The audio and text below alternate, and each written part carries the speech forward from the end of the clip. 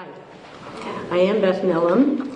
I'm a 40-year member of Channing Memorial Unitarian Universalist Church in Newport, where I serve as chair of the Green Congregation Committee, the first UUA certified green sanctuary in the state of Rhode Island. I'm also a longtime member of Rhode Island Interfaith Power and Light, former member of their board. I'm here today because I believe we have a moral responsibility to not only to care for this planet, but to ensure that we pass on a stronger and safer one to our children and grandchildren. I think we can all agree that right now we aren't fulfilling that responsibility, not as a state, not as a nation, not as a people. All over the world, religious leaders are speaking up about the need for us to act on climate change. The Pope himself has said that this is the defining issue of our time. You've heard from other speakers about how it has impacted our state, and the consequences of not making the transition to safer sources of energy should be clear. But it would be a mistake to see this as only an environmental issue. It's a societal issue. It's an economic issue. It's a moral issue. Climate change has affected all our lives already. Fishermen have lost their chance to earn a living. Families and businesses in Newport have been impacted by storm surges and flooding. These changes don't just affect the environment, they affect our health and well-being. They threaten our homes. They endanger the traditions and communities we've built our lives around. The true cost of climate change is not a dollar amount, but rather the toll it takes on us as a people and on all the species that we share this planet with, and whose loss diminishes us.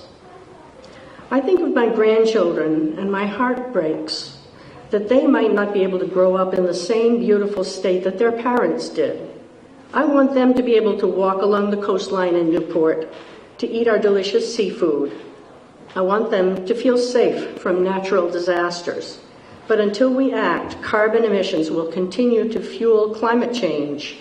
Rising seas, warming oceans, and intensifying storms may threaten what we all love about our state. We have a responsibility to act, and that is why I support this bill. Placing a price on carbon would enable us not only to do our part to fight climate change, but also keep the money right here to help preserve our homes and families. It is a compassionate bill that not only stops the burden from this falling on the less fortunate, those who might not be able to afford renewable energy, or to adequately protect themselves and their homes.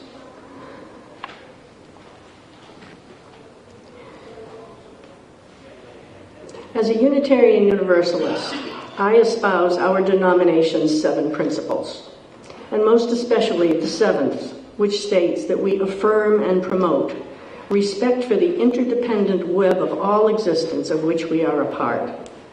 To me, this statement puts forth the proper perspective for our actions. Existence is a web with everything connected to everything else. When we pull on a thread in one spot, something in a seemingly unrelated spot is likely to unravel. And we are part of this web, not at the top. We were meant to care for the planet as faithful stewards. It's not for us to plunder it for our sole benefit. When we do so, we are destroying our own existence as well. Ours is a beautiful world that reflects the beauty of creation. Let's all take responsibility for it and for one another. Let's ensure that the world we leave behind for our children and grandchildren and their environment is one that we'd be proud to live in. I want to end today with a quote from Pope Francis that I believe speaks to the teachings of all faiths and the work we must do.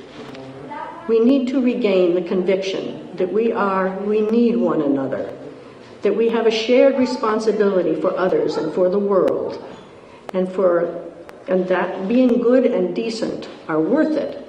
We need to strengthen the conviction that we are all one single human family. Thank you.